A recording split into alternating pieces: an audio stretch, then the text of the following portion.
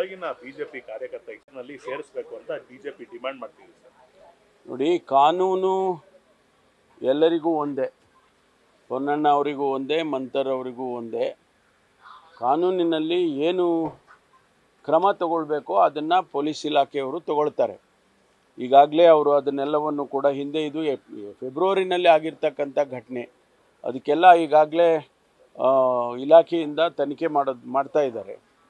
ಅದರಿಂದ ಏನು ಮಾಹಿತಿಗಳು ಸಿಗುತ್ತೆ, ಫೆಬ್ರವರಿನಲ್ಲಿ ಆಗಿರ್ತಕ್ಕಂಥ ಘಟನೆಗಳು, ಅವರು ಈಗ ಸೂಸೈಡ್ ಮಾಡ್ಕೊಂಡಿದ್ದಾರೆ. ಆದರೆ ಅಲ್ಲಿ ಆಗಿದ್ದಂಥ ಘಟನೆಗಳು ಫೆಬ್ರವರಿನಲ್ಲಿ ಆಗಿರೋದು. ಜೊತೆಗೆ ಅವರು ವಾಟ್ಸಪ್ನಲ್ಲಿ ಒಂದು ಸುದೀರ್ಘವಾದ ವಿಚಾರಗಳನ್ನೇ ಎಲ್ಲ ಪ್ರಸ್ತಾಪ ಮಾಡಿದ್ದಾರೆ. ಇದೆಲ್ಲವನ್ನು ಅನಲೈಸ್ ಮಾಡಿ ಪೊಲೀಸ್ ಇಲಾಖೆ ಕ್ರಮ ತಗೊಳುತ್ತೆ.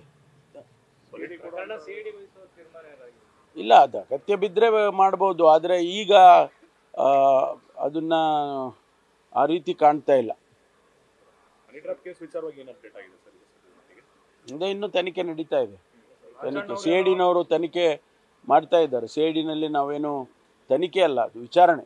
ಸರಿ, ರಣ್ಯರಾವ್ ಕೇಸಲ್ಲಿ ಪ್ರೋಟೋಕಾಲ್ ಆಫೀಸರ್ಗಳ ವಿರುದ್ಧ ಅದು ವರದಿ ಕೊಟ್ಟಿದ್ದಾರಂತೆ, ಚೀಫ್ ಸೆಕ್ರೆಟರಿಗೆ ವರದಿ ಕೊಟ್ಟಿದ್ದಾರಂತೆ, ಅವರು ನಮಗೆ ಕಳಿಸ್ಕೊಡ್ತಾರೆ.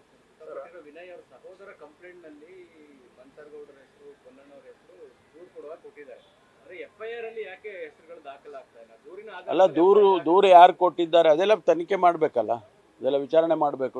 ತನಿಖೆ ಮಾಡುವಾಗ ಯಾರು ದೂರು ಕೊಟ್ಟಿದ್ದಾರೆ, ಅದರಲ್ಲಿ ಏನಿದೆ ಅದೆಲ್ಲ ನೋಡ್ತಾರೆ. ಈಗ ಲ್ಯಾಪ್ಸಸ್ ಇದೆಯಾ ಇಲ್ವಾ ಅದನ್ನೆಲ್ಲವನ್ನು ಕೂಡ ನೋಡ್ತಾರೆ. Thank you.